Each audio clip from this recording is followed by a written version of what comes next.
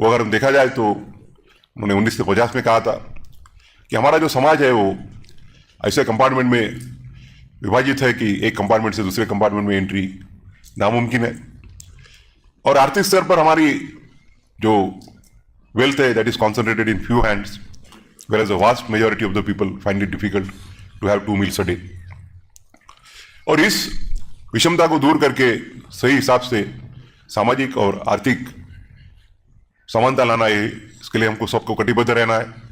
वो फिर एग्जीक्यूटिव रहे या लेजिस्लेचर रहे या हमारी जुडिशरी रहे, we are bound to see to it that the social and economic justice is implemented in true spirit in this country.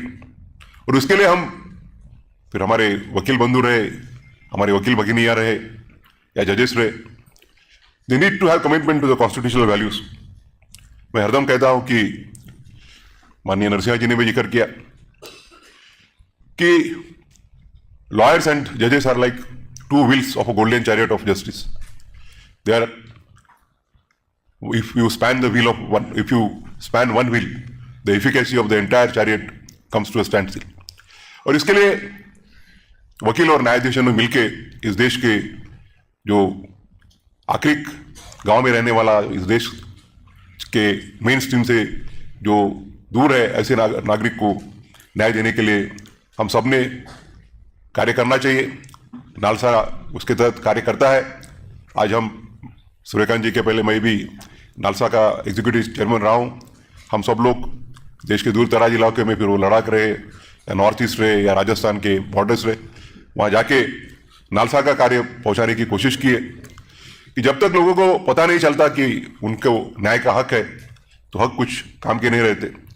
Unless they have a knowledge that they have a right, दी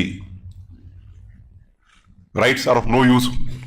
और मुझे पूरा विश्वास है कि अभी सूर्यकांत जी के नेतृत्व में, उसके बाद 4-5 महीने के बाद में हमारे विक्रमनाथ जी के नेतृत्व में नालसा इस देश के आखिरी के नागरिक तक न्याय का हक, न्याय की जानकारी पहुंचाने के लिए कार्यरत रहेगा। अभी हमारे 3 वकील भाइयों ने बहुत अच्छे मार्गदर्शन किया, मैं उन तीनों का अभिनंदन करना चाहूँगा। और रही लद्दाख को रिप्रेजेंटेशन देने की बात, तो मैं माननीय मुख्य न्यायाधीश जो है जम्मू कश्मीर और लद्दाख के, उनको आपका संदेशा पहुंचाता हूं उनको, और आपकी विनंती फिर से दोहराता हूं।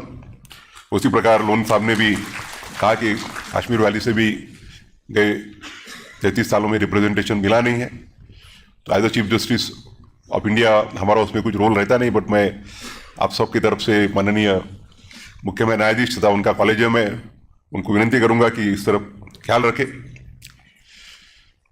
आप ने कहा है कि अपने कुछ एब्रेशंस हुए हैं, मगर वो एब्रेशंस को भूल के नई शुरुआत करना, ये आप सबका, आपका और हमारा एक जिम्मेदारी बनती है।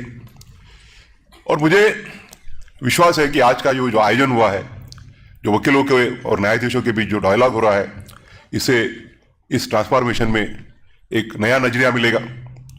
कहा गया है कि नई शुरुआत के लिए नई दिन की नहीं, एक नए नजरिए की जरूरत है। और मुझे पूरा विश्वास है कि आज के इस आयोजन से इस ट्रांसफॉर्मेशन के लिए एक नया नजरिया मिलेगा, और हम फिर से जो सुंदर कश्मीर है, जो अनडिवाइडेड कश्मीर है, जहाँ सब हिंदू मुस्लिम सिख प्यार से एक साथ रहते थे, उस दिशा की ओर अच्छी तरह से मार्गक्रमण करेंगे। कवि प्रेम धवन जी के 2 पंक्तियों के साथ मैं मेरे वाणी को विराम देना चाहूँगा। छोड़ो कल की बातें, छोड़ो कल की बातें, कल की बातें पुरानी, कल की बातें पुरानी, नए दौर में लिखेंगे, नए दौर में लिखेंगे मिलकर नई कहानी, मिलकर नई कहानी, हम हिंदुस्तानी, हम हिंदुस्तानी। धन्यवाद।